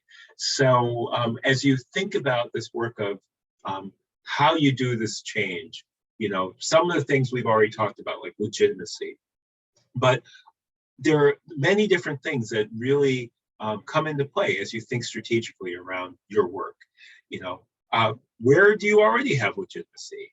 Where are you lacking legitimacy? What are the reasons for it? I mean, again, I've heard some of that already, but continuing to think about that. And as you do your work, as things change, as you interact with people, as you hear from community members and the police department and others, always thinking about, where is that, how those things intersect? How is our look at the system intersecting with what we want to see, and new ways of thinking of things, new ways of doing things, being nimble and flexible when things aren't working, figuring out how do we do it differently. And another couple of issues that are closely, or I kind of tie together are, oh, please, Stephanie. Oh, and I'm sorry, you're on mute. Could you give us an example, like when you say, like, thinking about new ways of doing things, just give us maybe some examples of other oversight groups, and just to kind of concretize that. So I'm doing this off the top of my head, so it's going to be kind of almost a backwards example for many people. And Cami can probably think while I'm talking. She has one. But so my own civilian oversight board, in Cambridge, there's a long history. It goes back to 1984. And I've been doing this work for about 10, 11 years. I'm not sure anymore. But if you go back to the history, it was established, and still in the ordinance, was this kind of almost a very legalistic model. Someone would make a complaint, there would be a public hearing, the complainant would present their case, and they could have an attorney, the officer and the officer's attorney or the union rep, they would present their case, and there would be evidence, the board would ask questions, and then they would make a determination. And it ended up not working very well. And it's not to say that there aren't places that do that, and it works very well. But in Cambridge, it ended up making things very adversarial. And because police have specific rights called garrity rights that are, kind of an extension of the right against self-incrimination, but specifically in the context of their employment as people who can be ordered to do things. They don't have to say anything. They don't have to self-incriminate, and they have garrity rights. So you would have these hearings where the police would basically kind of just, I don't have to be here. I don't have to tell you. I mean, you can make me show up. I'm not going to tell you anything. And it was very adversarial. And so it took a while, but what they eventually came up with, and it still has worked to this day, is actually having the police department do investigations. Because again, we're talking about a very low number of complaints in Cambridge at this point. But those investigations belong to the board. So I'm the director, I'm kind of the liaison in a sense between the board and the police department in certain ways. And so I will go in and meet with them. I check on the progress of investigations. I flag things that I think the board will ask questions about. And then we meet in executive session because of our state laws about personnel and complaints and things like that. And the people who've done the investigation, they come in, they present their findings, the board asks them questions. They may say, okay, thank you, we're going to deliberate, they're dismissed. They may say, okay, we want some more information. Were there witnesses? Why did you try to interview them? Why not? And it's actually been a good learning experience for the police department, because they have to now think not just about what does the police commissioner want in my investigation. They have to think about what are the 5 members of the Cambridge Police Union Advisory Board going to be looking for? What questions are they going to ask? And so then they have to start anticipating and thinking differently. So that was a long example, but this was something that really came about because it was kind of dysfunctional. And in the end, by changing the rules, not the ordinance, they were able to create a system that has allowed more transparency internally. Our state laws don't allow that much transparency, although there's some changes coming. But it's really allowed members of the board to have a much deeper understanding of what the police do, how they're trained, what standards they're held to, and it gives them the ability to question it based on specific cases and specific examples. Thanks, that was good. All right, oh, good, because I didn't know what I was going to say when you asked that question. So I think a couple other things I was about to say is like political capital and political will. So, political for some people sounds like it's politics or it's not good, but I always kind of think of politics in the small p sense. It's really how we come together as groups of human beings to figure out how we do things and take care of each other. We don't always do it that well. Sometimes we do it pretty well, but everything is political. NACOLE is political. I'm sure your police commission has politics. Everything is political. We know academia is political. I bet working in the bar is political. There's always politics, right? And so you have to think about where's your political capital. And one day I'm gonna come up with a better word because I hate talking about capital, but where is your reservoir of goodwill, of trust, of belief? Maybe that's what I should start saying. And how do you, kind of keep track and be aware of how full that reservoir is and what's the state? Is it rising? Is it dropping? Is it clean? Is it contaminated? And then also the political will, right? So my sense is there's a lot of political will in Burlington for making change, but that's something that can change over time. Priorities change, individuals and roles change, needs of communities change, and always being aware of what the level of political will is. And then with both of those things, thinking about what's your role in maintaining and supporting it. I mean, it's, connected to legitimacy in that sense, but, how do you ensure that the work that you do, to the extent possible, is supporting that political will? That is, giving those people who are decision makers the sense that this is important and we know what's going on and we want more of it, we want to support it. Giving those people who are, sworn law enforcement officers the sense that okay, these people might be watching us, but they've got good training. They want to do the right thing, and they're trying to make things better for everybody, including us as police officers. I mean, all of these different things are important. And I mean, that just brings me to this piece of thinking strategically around stakeholders. And I would say this is one of the more difficult pieces. I've probably said 2 or 3 times because I say it all the time, but it's very hard to maintain legitimacy with all of the stakeholders. I mean, I think police will tell you that they have a real tough time trying to maintain legitimacy with everyone they work with.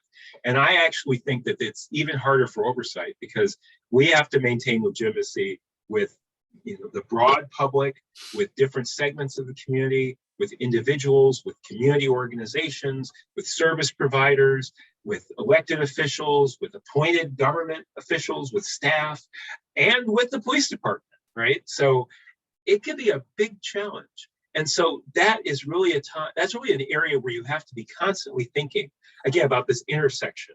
So as you're dealing with different sets of people, different sectors, and that if you're out in the community at a community meeting, they're listening to people and validating those voices and those experiences. There are probably also people who are listening who are thinking like, yeah, these people, they just hate the police. And you can't win everybody over, but you have to be aware and be thinking as you do your work and that you're trying to speak to multiple audiences at the same time. And it's not easy. And, there will be missteps, but as long as you're constantly thinking about how we're doing it, how does it affect where people are, how is it affected by kind of where people sit? People's roles in systems and in society play a part in how they experience things and how they think about things. Are people feeling attacked? Are people feeling supported? All of those things you have to constantly be thinking about. And it's, again, in that context of where are the systems, what's the vision that we have, and how do we creatively deal with those tensions?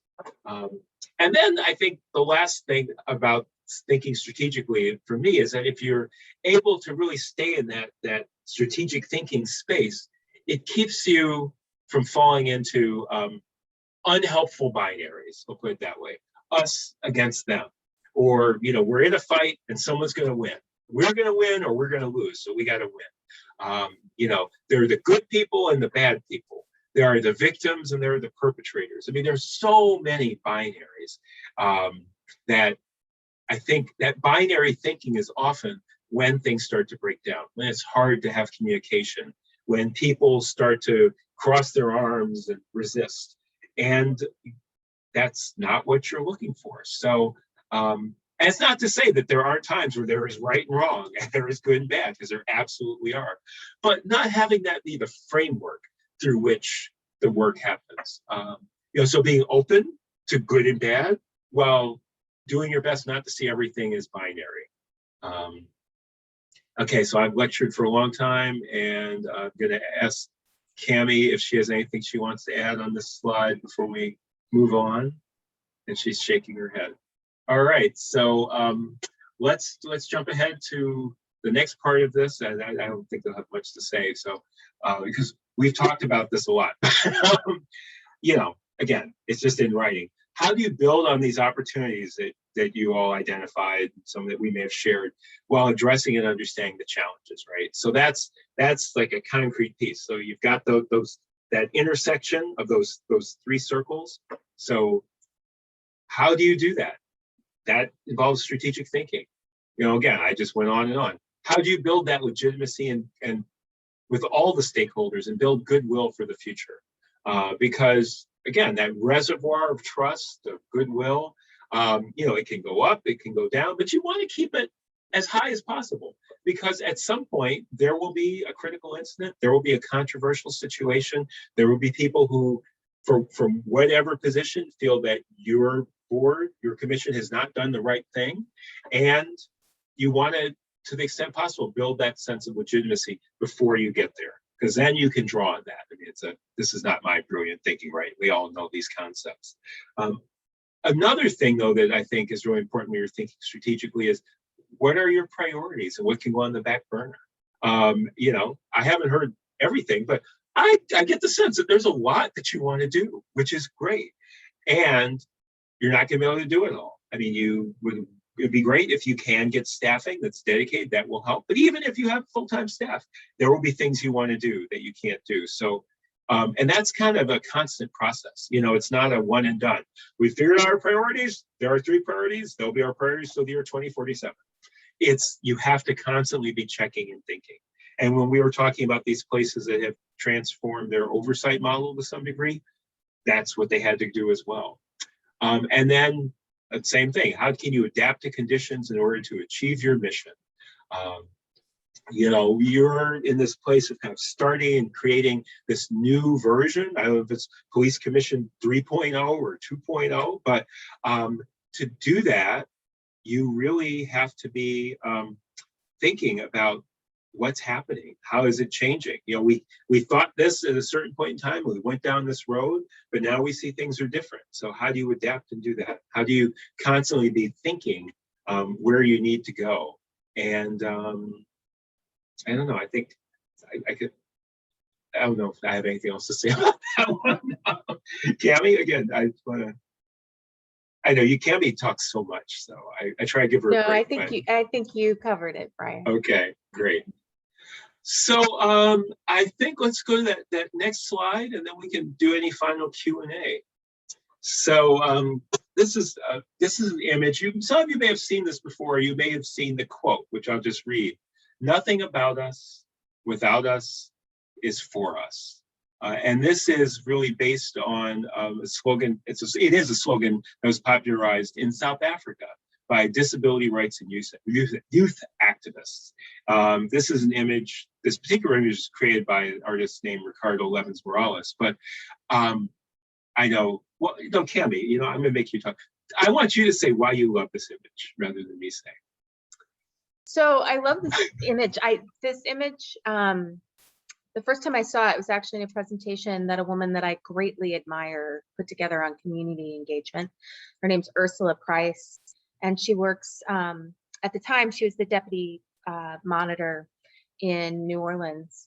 And she has this right above her desk to remind her every day of why, and she's doing the work, how she should do the work, and what happened, and that she needs to start thinking about what's going to happen tomorrow as well. And so it's just a nice and a beautiful reminder that we can sometimes get very caught up in what we believe needs to happen next, but also have to remember that it's not just about what we think is right, that there is something, it is about what is right for the community. And so I think it's particularly important reminder for those working in and around civilian oversight. No. Thank you. So Cami. I'm very excited that Brian has included it in his slide. No, and I love including it. I mean, for those same, not so much because I saw it from Ursula, but just because of both the image. You know, Ricardo Levins Morales he used to be part of something called the Northland Collective that did these beautiful calendars every year out of Minnesota. And his sister actually used to live about 2 blocks from here. So it's kind of, there's a slight personal connection. But we have more on this slide that we want to bring up, which is a parallel piece. So this is a quote you may have heard before. If you have come to help me, you are wasting my time. But if you have come because your liberation is bound up with mine, then let us work together. And this is a slogan that is often attributed to a woman named Lilla Watson, who is an Aboriginal activist from Australia. But she will tell you, or she would tell you, that she didn't come up with this, that it was really, this was the way that community of activists in Queensland in the 70s talked. And this was their slogan. But I think it goes to such a deep truth. And not to be critical of things, because there are lots of good people who are working hard to help other people, and they see they're oppressed, and we're going to go help liberate them, and we're going to address our white privilege and our guilt and all that, and that's necessary, and it's absolutely insufficient. Transformation in society cannot happen unless all of us see that the struggle is a collective struggle, that none of us is free until all of us is free, that oppression dehumanizes everyone engaged in that interaction. And it's not to say that the oppressor is the same as the person who is experiencing oppression. Those experiences are not the same, but the common piece is that in that, both people lose a piece of their humanity. One, that piece of humanity is taken from them by the oppression, and the other, the act of oppressing someone actually diminishes your humanity. And so liberation is a joint project. We have to all be engaged, and we have to all see that this is not about someone else's life or just my life. This is about each and every one of us together. So we like to kind of end on this because I think it's an important reminder that we're here, we're the ones doing the work.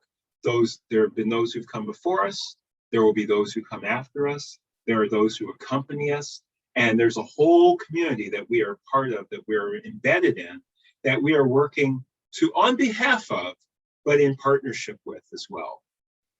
So with that, I think we can go on to any next steps, questions, closing, right, Cami? Yes. So let's see, do we have any more slides? I guess not. Just our contact info, and people know that, Yeah, right? yeah. So, Yeah. yeah. So really, this is a chance for anything else. I see Stephanie's hand. Yeah, I want to refer to your discussion around thinking strategically and helping us think about that. So when I sit here and think about that, it seems like one of the discussions that we should have at one of our public meetings, all of our meetings are public, so is what are our priorities? And how do we think we ought to sequence the many things that we've learned from this? But I wonder if you have any other guidance around kind of thinking strategically and how to operationalize that. That would be helpful. Yeah, well, let me start, and I'll ask Cami to add too, because Cami's been doing this work for a long time, has seen a lot of different communities. I think that part of it is actually taking the time. Now I have to admit that I didn't take the time to dive deeply into the work, but let's say that you're at the point down the road where you have staff, you're processing complaints, you're going into meetings monthly to review complaints and make determinations or something like that. That can be very time consuming, and it can be really challenging. This is one of the things I face with my own oversight board that I work with here in Cambridge, to also build in the time for ongoing training, for reflection, and for listening to the community. It's challenging. And so part of that is really just making sure you carve out the time to do strategic thinking along with those other things, that you really have time, almost like in a retreat format, to really do a deep dive. And again, I know every state is different. There's different laws about how you do that, what you could do, where you could do that. So whatever you need to do, but to really take time, maybe once a year, to stop and pause and reflect and look not at the work that's in front of us today and what do we have to get done by this 30-day deadline, but like, how has it been going? What have we been hearing? What are the things that, stepping back, we want to keep looking at? So it's really trying to build that time in. And I'll be honest, I think it's really challenging. I have really struggled with my own board to create that space because people are busy and we've got cases. And if we don't do that, it takes a toll. I would just add to that, one of the things that I've seen with other boards that are looking to, who are looking to prioritize what comes next. A lot of times they do community surveys ahead of time. They do small facilitated discussions. One city, they were actually in the process of establishing oversight. So it's a different point in the process. But they brought together, they know who their community stakeholders are. They know that there are groups that are heard from often. They know that there are also groups who are representing members of the community that we don't hear from as often. They brought together those stakeholders. I don't think there were more than 10 people in any given meeting. They had, I think, a total of 10 meetings where they asked the same questions from each one of them to hear their thoughts on some of the work that would be done.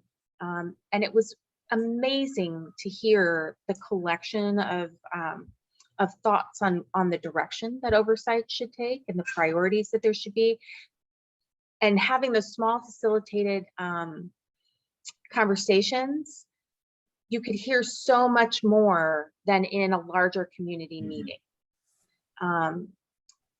Because there were lots of people that probably would never have gotten up in front of a large group and said what they said. They felt very comfortable and being very open and honest. And I should mention that the community surveys that they did kind of informed the questions. So it was a process of starting very big, narrowing it down. And then from that, then you have this ability to narrow it down even further as a commission with the things that, based on the feedback from the broader community, what are those things that we're going to narrow down to? So that's one suggestion I have for process that might be helpful as you move forward. Should we stop sharing the slide? Sure, so I can actually see everyone. That would be lovely. Yeah. So, yeah, but really, this is just, we have a few minutes left. So any other questions or thoughts or things that, that you're wondering how we might help you?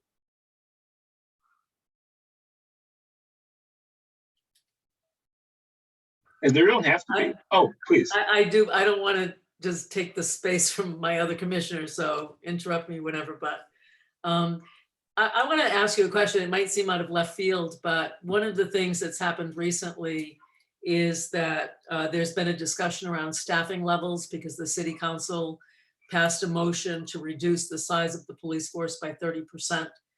And so more recently, the chief has disseminated a staffing plan to explain how,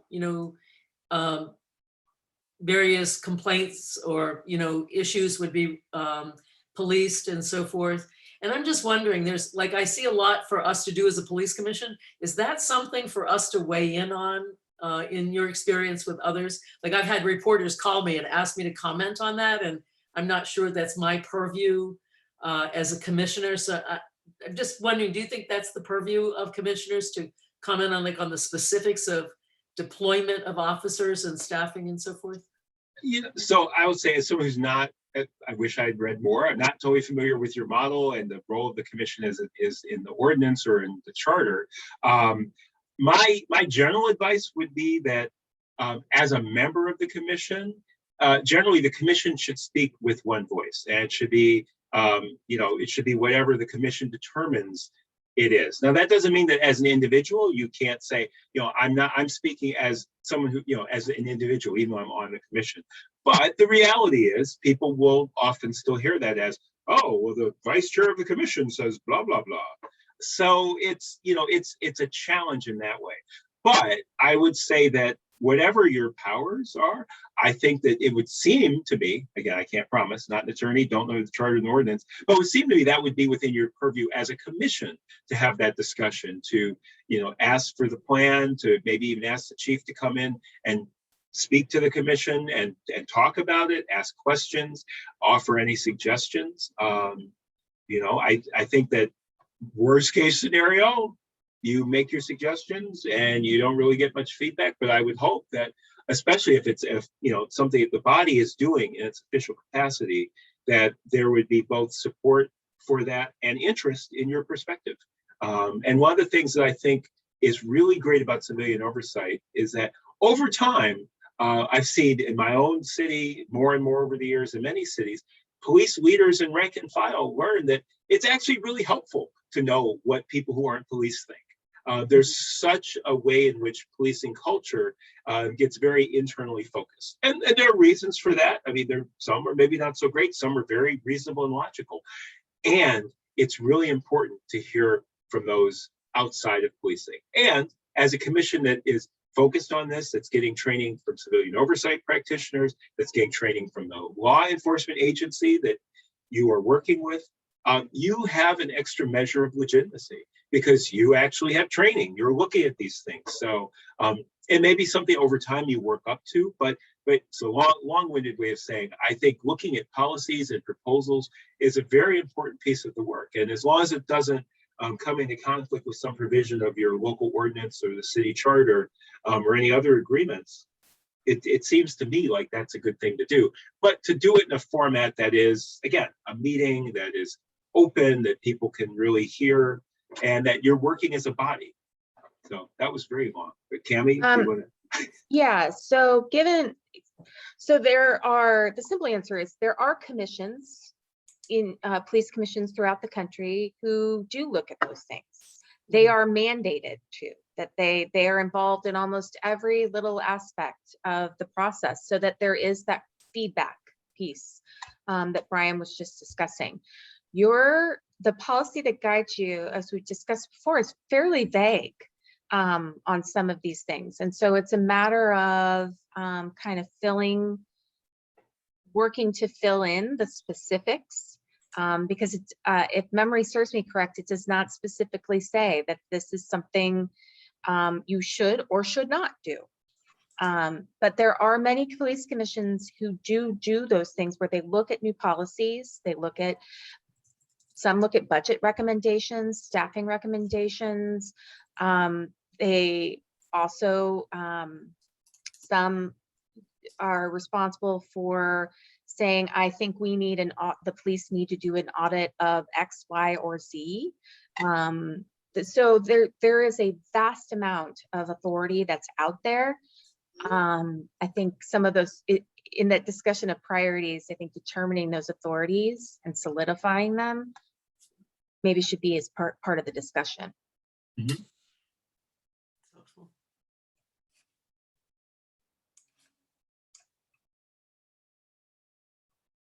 Other questions? Well, I have other questions, but I know that we'll have some time with Cammie, and some of them were more specific types of questions that we would probably benefit from hearing about other oversight agencies' experience. So I'll save I'm noting them down, actually. I'm writing them as I go. We both have our list. No, that makes sense. And, and again, I mean, both through NACOLE and just also, I mean, I am in Cambridge, Massachusetts. I love Vermont. I know it's easy for people to say, but so, I would hope that I can continue to be engaged and support the work you're doing as well. That's awesome. That would be great. Yeah. Well, if yeah, I guess time for last questions if anybody has any. Well, like I said, for sound like a broken record, I cannot thank you guys enough for being here with us, taking this time to help us along through this. I mean, this is true. Like I've already said it before, this has been invaluable. And I think this is really going to help us be able to kind of like plot a path forward and see what's actually possible for us to get things accomplished. So thank you so much. You're very welcome. It's really a pleasure and honor to be able to work with you. And looking forward to working with you as you move forward. So thank you. Yeah, for thank including you. us in this. Thank you so much as well. You're welcome. And thank you all for being so willing to get engaged and answer all those questions, have those discussions. Not everyone wants to, so I really appreciate that. I feel like I've gotten to at least know you a little bit. So thanks for everything. Great. Well, I guess with that, then we can make a motion to end this meeting. See by Shireen. All in favor, say aye. Aye. Aye. All right, then. Everyone in the public that tuned in, thank you very much. Our next police commission meeting will be on the 22nd of June, this coming Tuesday, and that notice will be going out tomorrow. So we hope you tune in and show up. Everyone out there, thank you very much and have a great weekend. Happy Juneteenth. Thank you all for coming. Thanks. Bye. Thank you. Happy Juneteenth. Yeah, thanks.